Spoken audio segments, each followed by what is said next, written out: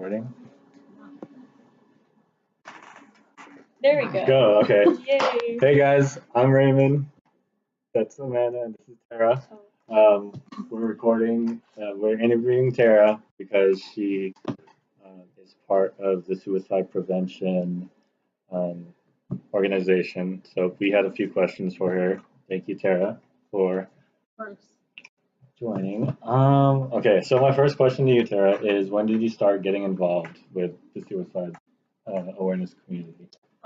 So it was after my dad passed away. Mhm. He ended his life on March 22nd, 2015. And it's a little foggy, but I think it might have been like that night that he passed away. I couldn't sleep, and I was laying in bed, and I used to do walks and fundraisers for like Walk to Cure Diabetes, and Walk to Cure AIDS. So I was like, I wonder if there's a walk for suicide prevention. And I ended up finding it, and it ended up being the first walk that was going to be held in Oakley. So I thought that was really awesome. Right. Yeah, so that's when it was. It was in March 2015, and then October 2015 is when the first walk was in Oakley. And what kind of goals? What are your goals within this community? Like, what do you guys plan on? What's the word you guys want to spread? Like, obviously, it is like suicide prevention, but how does that impact like someone who doesn't have? Who's never been impacted Yeah, by it. someone who hasn't been impacted through that.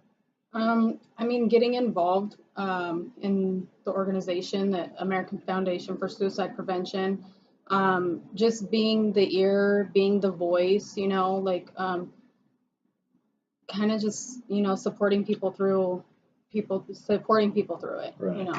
So I feel like you have to be directly impacted through like suicide. Just so what do you call it? Like you have to be directly impacted because I feel like someone who hasn't like gone through that or like wouldn't know what to do. I'm sorry, it's kind of Yeah. like Yeah. unfair, but No, like yeah. you need to be someone in your family or like you have to be going through like depression or something How affected by to it. be affected, and I think that's what like the voice of the lock is. Yeah. You know. Definitely. And then our next question, Tara, is what are the most effective ways of raising awareness in your experience? In my experience, probably like social media, word of mouth, YouTube. My speeches on my YouTube channel. Plug it. Yeah, flyers. I mean, just really talking about it, like no matter if it's flyering or, social media, word of mouth, whatever it may be, like just get it out there, definitely spread the word. And then no, it's No, fine. we're good. No. Are you sure for that? Yeah, that's fine. And then we're gonna edit it too anyway, so Well, can they hear us? I'm sure they can. Okay. Hopefully. And then it says here, do you know anyone who personally has experienced self-harm? Myself. Yourself? Yeah. I feel like a topic like that though is something like it's really personal. But Yeah. how do you get that out?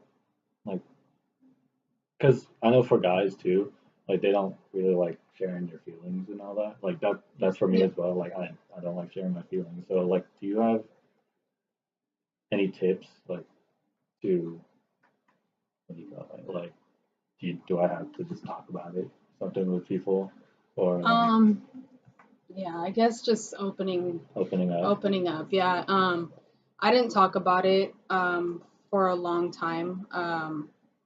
When I used to cut, and one of my friends, she noticed it, and I thought I was really good at hiding it, Right. but she noticed it, and she asked me about it, and we talked about it and everything, and and then I was still going through it and everything, but one day my parents were watching Dr. Phil, and they were saying, well, at least you don't do any self mutilation. And I was like, oh well, I used to. I'd already stopped because well, I don't know. It's a long story, but yeah, but I did stop, and I did it in other ways, rather than cutting. But when I told them that I actually was, used to, self-mutilate, they were like, they they were surprised. Yeah, they had no idea, And then another way that I used to self-harm was anorexia, like not eating. In front of people, I would eat like no other, Right. but when no one was around, I wouldn't eat. So that really, I didn't even come to terms with that until last year. Um, my counselor just asked me, what's really Glee. Have you guys ever watched Glee? Yeah, Glee. That Mhm. show triggered me, and it was like I had like a coming forth type of thing. I don't know. It was so weird. Like it triggered me, and it was like, oh my god, I'm not taking care of myself. Like I had no idea really what I was doing. I'd been doing it for so long. I didn't really know that it was self harm. Like I thought it was just my way of life. Right. Or not eating. Yeah, Right. yeah. I I'm didn't know. just like I thought I thought it was normal, and I didn't even know it was anorexia until quite some time later. So And then our next question, Tara. What are steps for planning a suicide awareness walk within the community? advertising it, Mhm. flyering. We make a timeline of the actual day. So like, tear down, set up, who's speaking, what's going on in this hour, that hour, where the walk is, Right. raising money, sponsorships, Donations as well. We get yeah, donations from people like around the community, like what is it? A grocery outlet or yeah. something. Yeah. Like in the Starbucks or Panera. I think right. it's Starbucks, right? Yeah. Is there a way where how like we can't just post up in front of a store and then just like hand people flyers and talk about it? Do you think that's as effective as like Um, yes and no. uh So I guess it depends on the place. Definitely ask before you just pop do up a it? Yeah. tent. Yeah. But asking the manager if they will allow you to do that. Usually like I'll put flyers at the cash registers. Anywhere I go, I'm like, hey, can I put these here? Right. And I'll come back and they're all gone. So anywhere I go, I try to just flyer. And just definitely ask the store managers, see if they'll let you do it. And but I think it's a good way to get it out there. And it's like more personal, but then that's there's also the stigma against Yeah. against it too. So I guess I don't know, put it out there, and Yeah. whoever rejects it, and whoever wants it, So next question. Oh. It's Oh, okay. It's man. okay. It's okay. We Well, got it. Yeah, it's fine. Yeah. This should be cool. We have it on top. Thank you. Mhm. And right here it says, how do you think being active in this community has changed your life? That's number 6. So I guess resilience has a big key factor. Um, like I've had to bounce back from a lot. Right. Um, being more aware, learning new tools and coping skills, and then utilizing them. Um, and I found my purpose. Right. I definitely found that. You're what I saw on your card. You said you're a coach. You're like you Yeah, do recovery rehab. coach, and You're not an activist, but you spread the word a lot. yeah, Yeah. That's what motivational speaker. motivational speaker. And then it says here, what do you think is the hardest part of trying to raise awareness for suicide? Ending the stigma. Ending You the know, stigma. There, like, I'll never forget this. I was sharing my YouTube video with everybody in my contact list in my phone, and apparently I thought I was texting one of my aunts, but apparently the number got recycled, and whoever the person was that had the new number text back and said, "I don't believe in suicide," and like that happens, Right. and it's like, I get it, it's harsh, but what you can't change a person's perspective from your first encounter. I think it takes time. Right.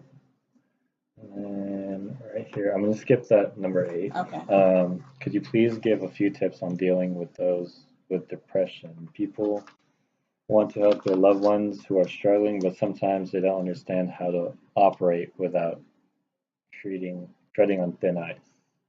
Um, Tips so on yeah. dealing with people with So depression. my first one would be to listen. Mhm. Everybody just wants to be heard. Everybody wants to be heard. So just listen. Be open-minded. Be supportive. Don't try to problem solve. Just be there to support. Be there to listen.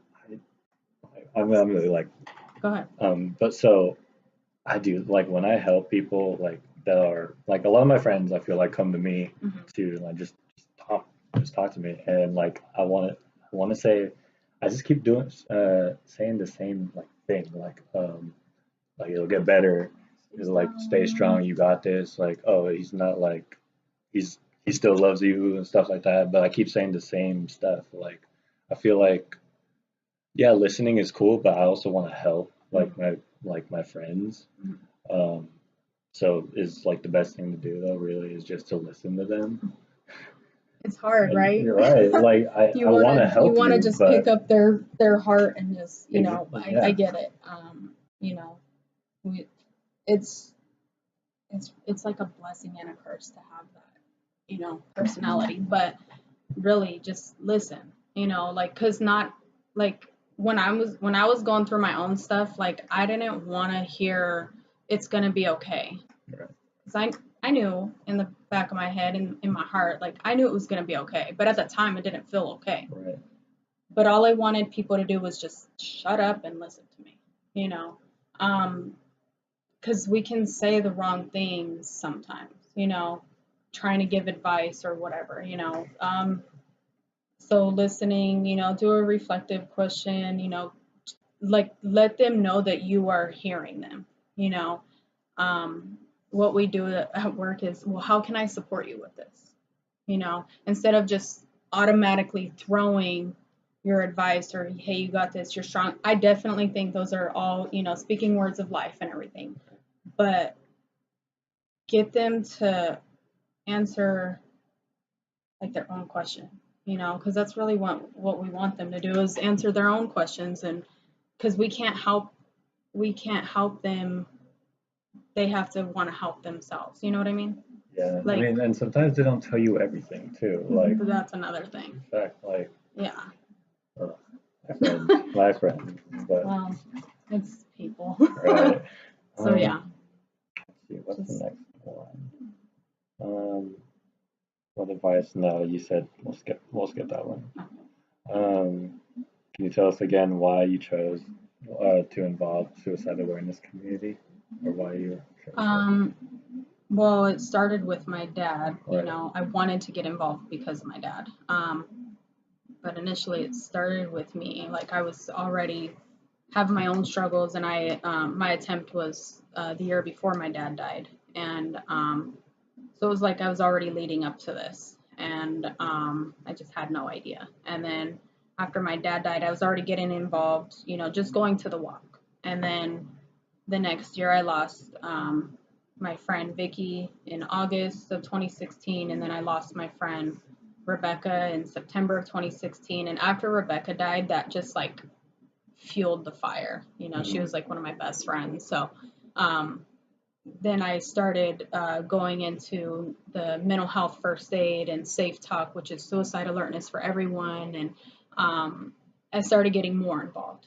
And then I started doing my speeches, and then it just kind of took off. Yeah, right. yeah. I had no idea that all this was going to It's be. like just taking place. networking and knowing Yeah. like the right people, you know? Yeah.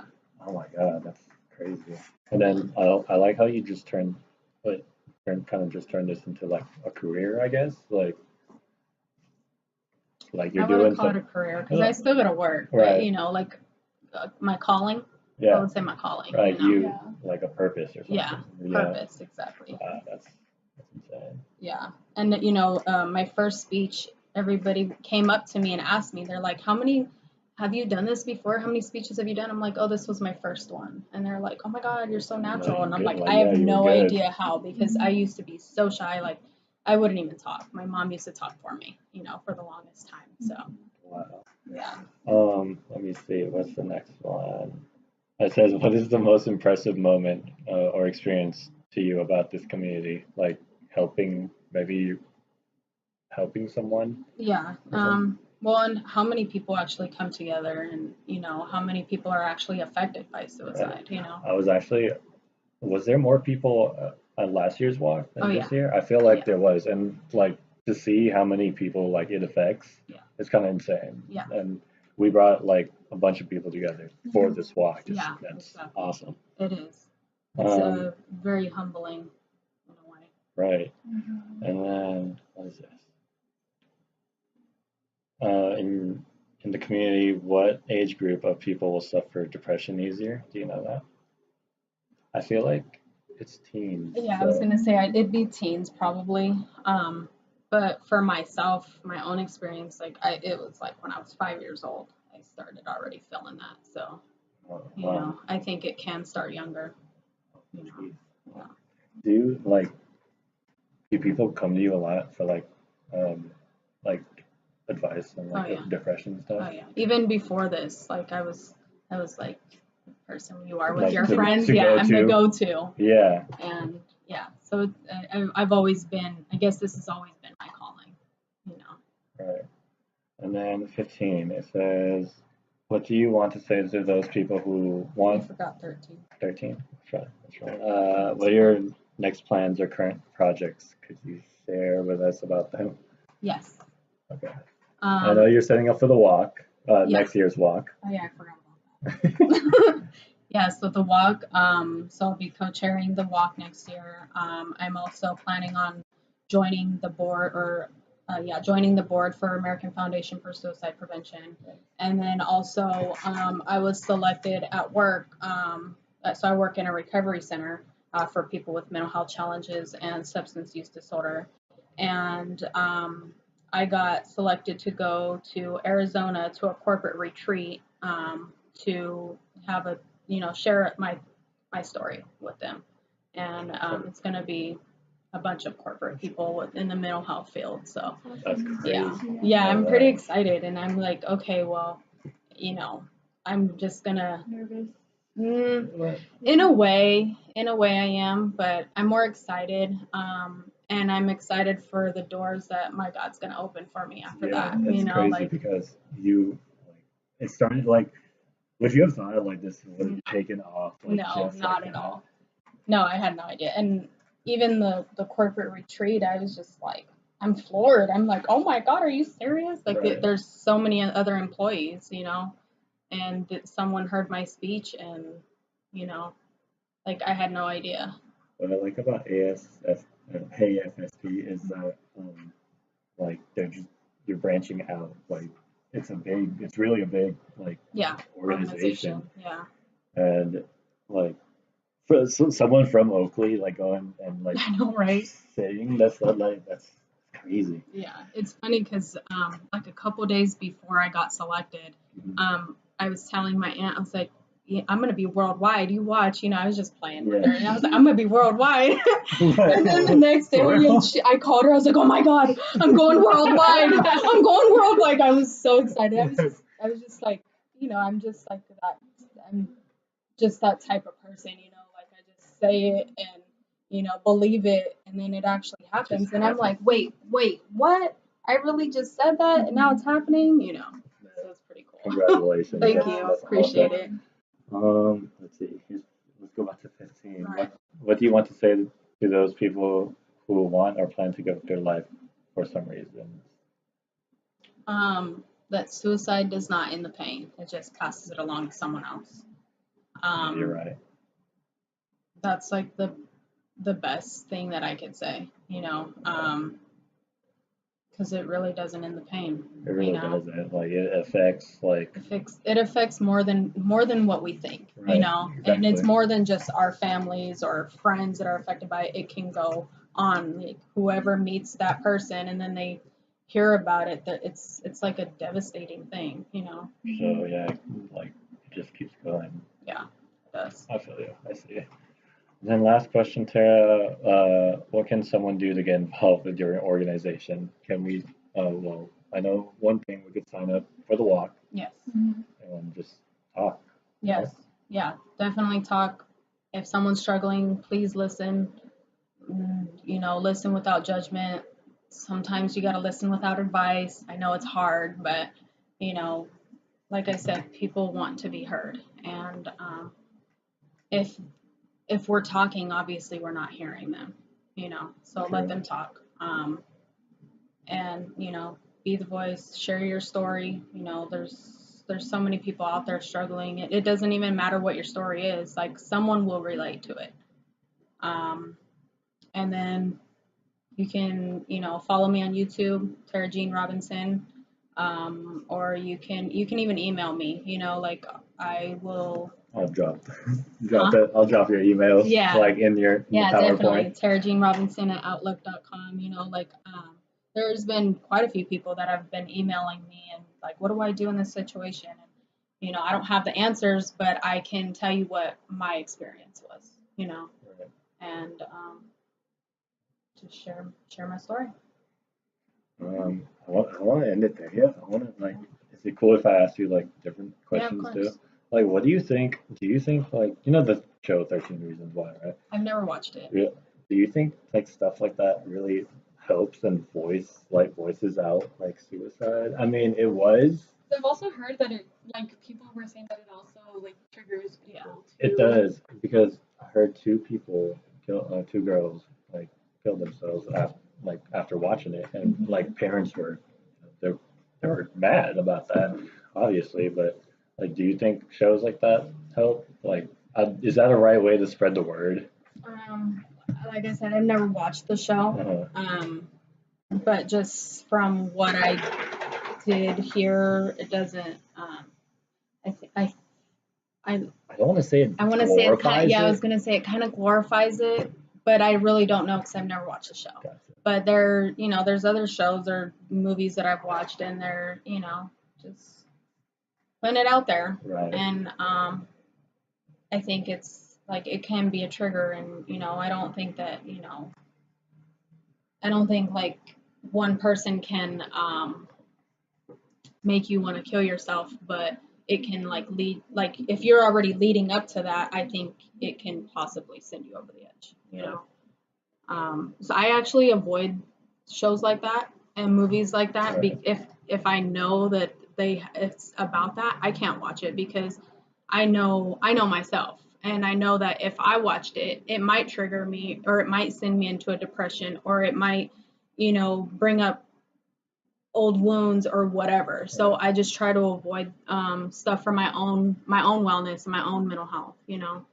When I watched it, it was tough. Yeah.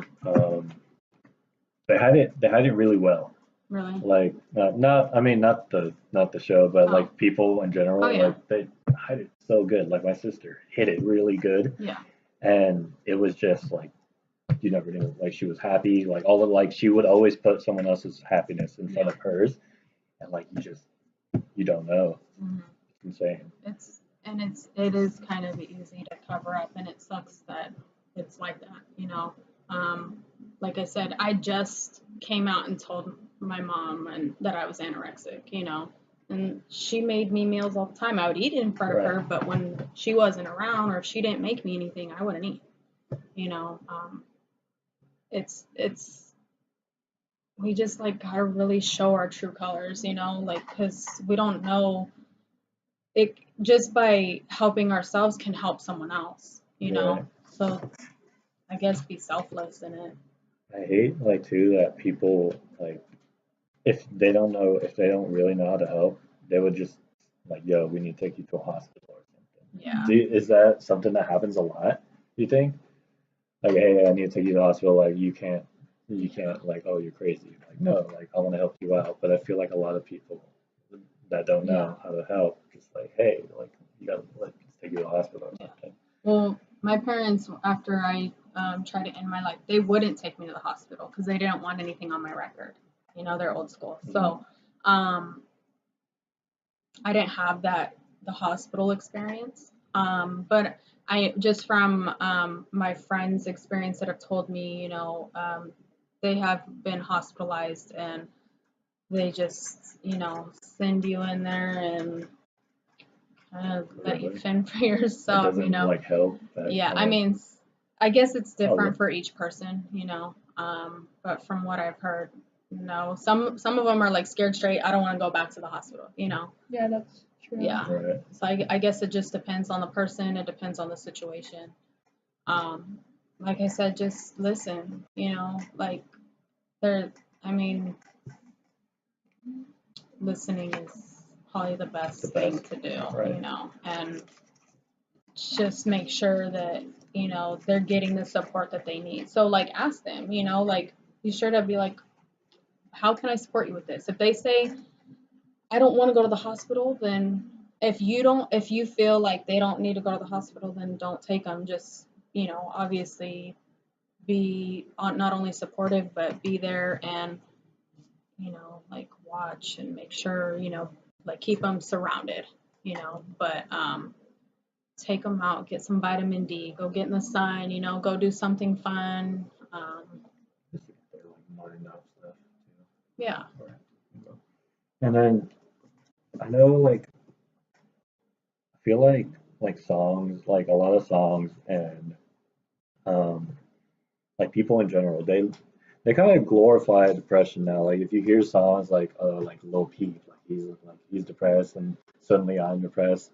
Do you know if there's a difference between like just song depression and like actual, like oh I wanna there's something wrong with me depression. I mean, what do you think about that? Like how people Okay, so because being depressed is like cool now, I guess. It's trendy. Yeah. I don't know if you heard about that, but like, from my own experience, mm, I used to listen to everything, from my headbanger music to rap to oldies to country, everything. And I noticed that when I listened to the sad songs, I would get sad. right, When I listened to the angry songs, I'd get angry. And I mean, the happy songs, I mean, how many really happy songs are there? right. You're right. happy and clap your hands, like that's probably like the happiest song I can think of right now. But so what I did for my own wellness is I changed what I listened to. So now I listen to my Jesus music, I listen to, stuff that's uplifting and there's some days where I'm just like craving some rap or like I want some E40 and some Too Short, I want my Bay Area slap, like I do, but I know where that leads me, so I just, like when I'm out and the songs are on, of course I'm gonna sing and dance and whatever, right. but at my house we have K-Love on all day, all night. That music never turns off. In my car, I will only listen to K-Love.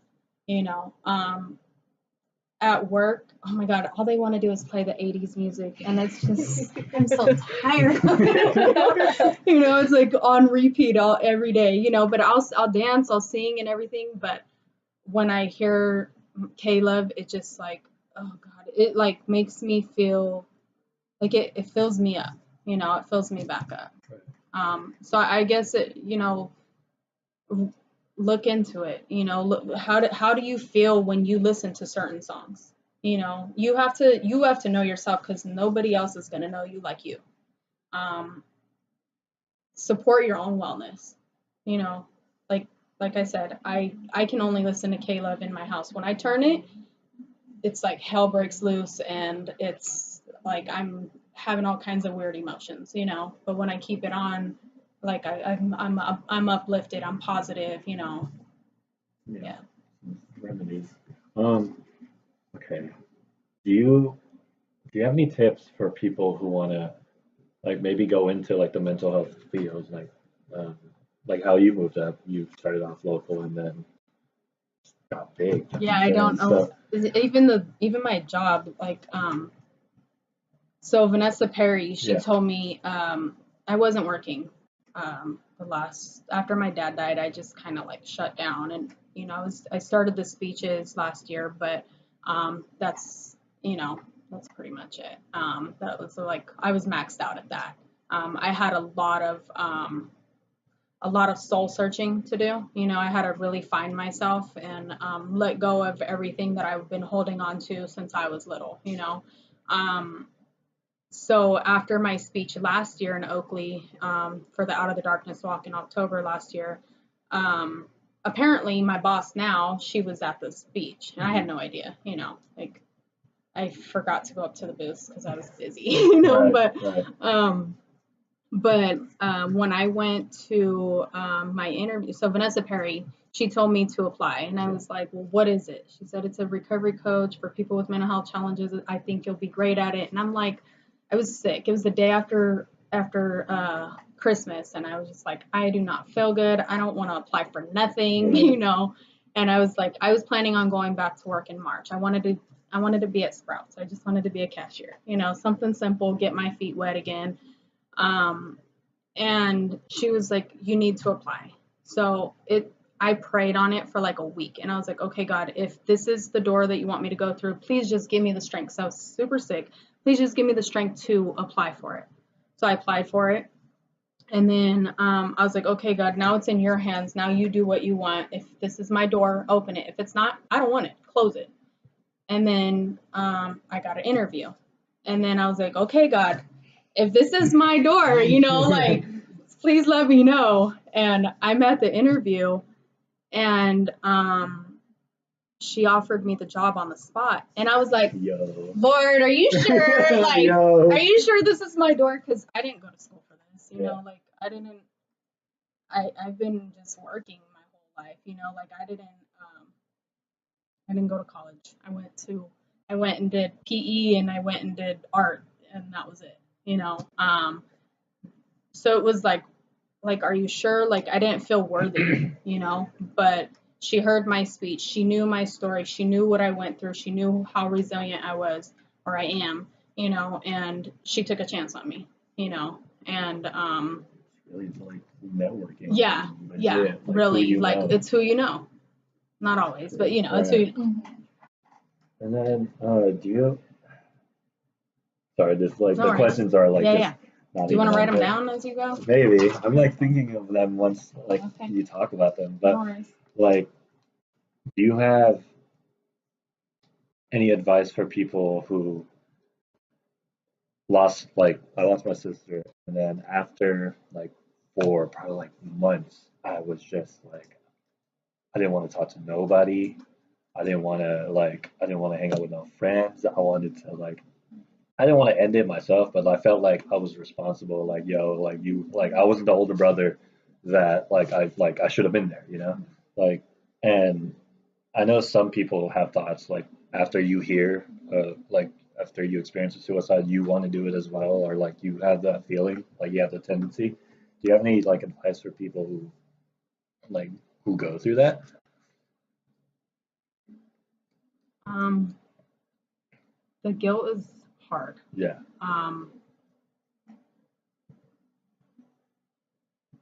It's like, I don't know, I because I guess. don't want to like, right? I mean, like part of me blames myself, but like part of me is like, damn, I really should have like been there. But I don't think like maybe you're right. Like I just need to talk to someone. Right? Yeah, like just, you Like know, just open yeah, up. Um, I get it. Like I still feel sometimes, not every day. Sometimes I still feel guilty. Like my dad told me his plan, but I didn't know it was his plan. He told me that he had already tried it and we pinky promised that we weren't going to do that. And I thought we were good. Yeah. My best friend, Rebecca, she was struggling and it was like, I probably went over to her house 8 different times, or, I don't know how many, but it was a lot. Like 8 different times just to talk her out of what she was going to do, you know. And I still feel guilty because I left that day, even with my dad, I left that day. But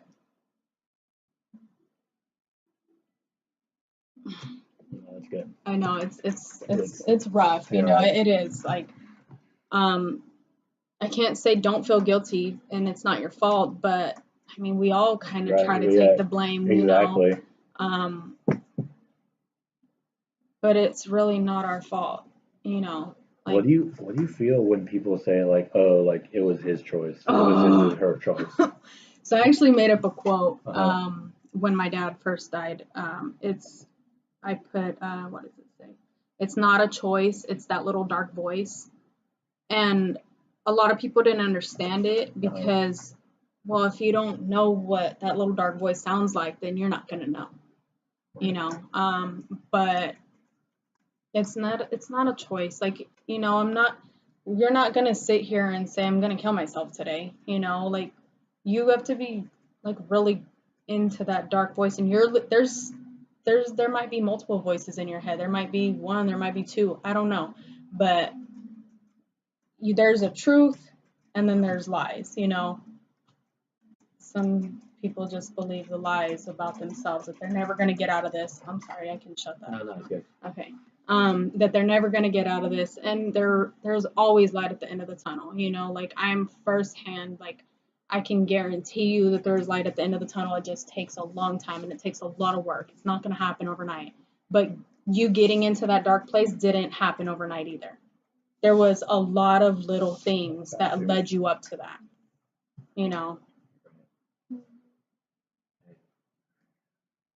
You have any more questions? I think I'm like good. I feel like you hit everything. Ooh. Okay, I'm gonna stop it.